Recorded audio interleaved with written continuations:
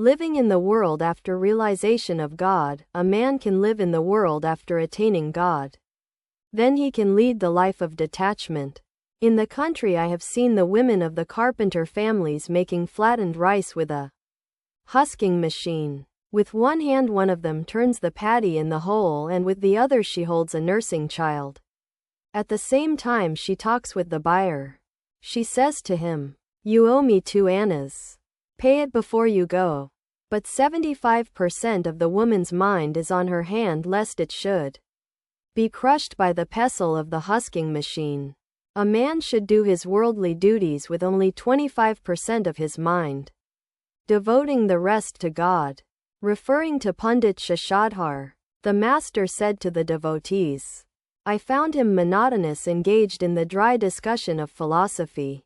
He alone who, after reaching the Nitya, the Absolute, can dwell in the Lila, the relative, and again climb from the Lila to the Nitya, has ripe knowledge and devotion." Sages like Narada cherished love of God after attaining the knowledge of Brahman. This is called Vijnana. Mere dry knowledge is like an ordinary rocket. It bursts into a few sparks and then dies out.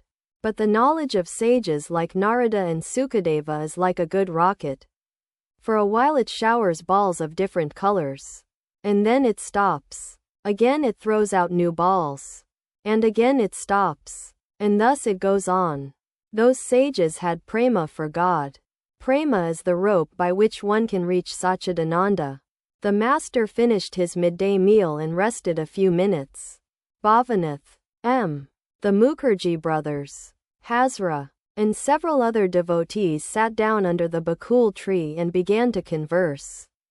The master stopped there a while on his way to the pine grove. Hazra, to the younger Gopal, "Please prepare a smoke for him." Meaning the master. Master, smiling, "Why don't you admit that you want it?" Quote, "All laugh." Mukherjee, to Hazra, "You must have learned much wisdom from him." Meaning the master. Master, smiling, "No, he has been wise like this from his boyhood." Quote, "All laugh." Presently Sri Ramakrishna returned from the pine grove. The devotees noticed that he was in an ecstatic mood and was reeling like a drunkard. After reaching his room he regained the normal state. Many devotees gathered in the room. Among them was a newcomer, a sadhaka from Kanagar, who looked over 50 years of age and seemed to have great vanity of scholarship. The master stood in the middle of the room and suddenly said to M. He came here Naren. Narendra was engaged in a discussion with Hazra and a few others on the veranda. They could be heard from the room. Master, referring to Narendra, the chatterbox. But he is now much worried about his family. M. Yes, sir, it is true. Master, once he said that he would look upon adversity as his good fortune. Isn't that so? M. He has great strength of mind. A devotee. Does he lack strength in anything? Pointing to the sadhaka from Kanagar, a devotee said to the master, Sir, he has come to visit you. He has some questions to ask. The sadhaka was seated erect, his chin up, sadhaka. Sir, what is the way? Master, faith in the Guru's words. One attains God by following the Guru's instructions step by step. It is like reaching an object by following the trail of a thread. Sadhaka, is it possible to see God? Master, he is unknowable by the mind engrossed in worldliness. One cannot attain God if one has even a trace of attachment to woman and gold. But he is knowable by the pure mind and the pure intelligence, the mind and intelligence that have not the slightest trace of attachment. Pure mind, pure intelligence, pure Atman, are one and the same thing. Sadhaka, but the scriptures say, from him words and mind return baffled. He is unknowable by mind and words. Master, oh, stop. One cannot understand the meaning of the scriptures without practicing spiritual discipline. What will you gain by merely uttering the word, Siddhi? The pundits glibly quote the scriptures. But what will that accomplish? A man does not become intoxicated even by rubbing siddhi on his body. He must swallow it. What is the use of merely repeating? There is butter in the milk. Turn the milk into curd and churn it. Only then will you get butter. Sadhaka. You talk about churning butter. But you too are quoting the scriptures. Master. What will one gain by merely quoting or hearing the scriptures? One must assimilate them. The almanac makes a forecast of the rainfall for the year. But you won't get a drop by squeezing its pages. Sadhaka. You talk about churning butter. Have you done it yourself? Master. You don't have to bother about what I have or haven't done. Besides, it is very difficult to explain these things to others. Suppose someone asks you, what does ghee taste like? Your answer will be, ghee tastes like ghee. To understand these things one needs to live with holy men.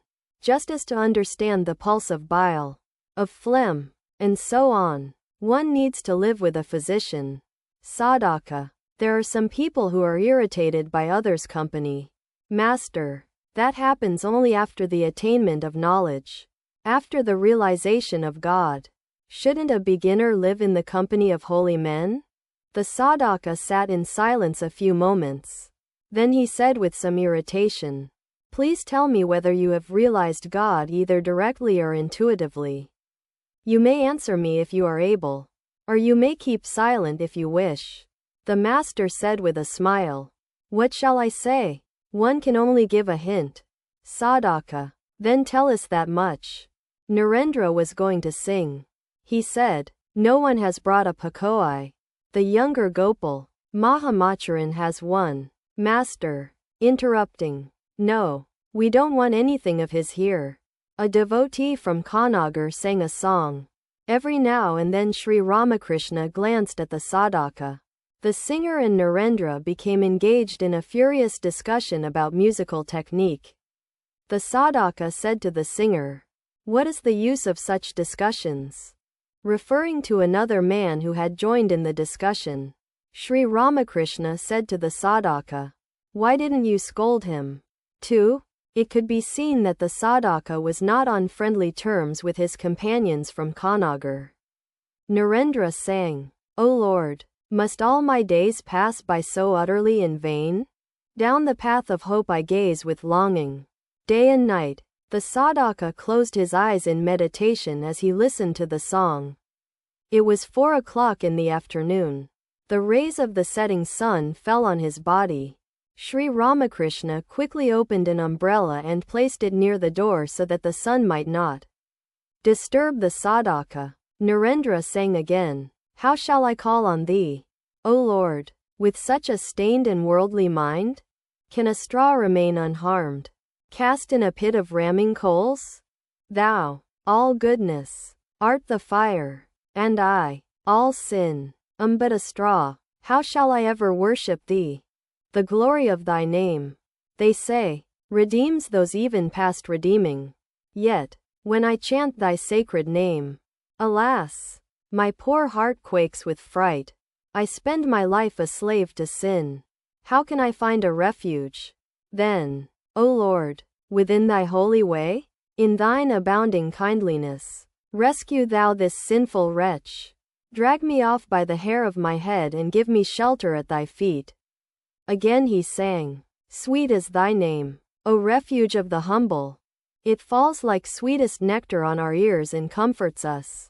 Beloved of our souls, the priceless treasure of thy name alone is the abode of immortality.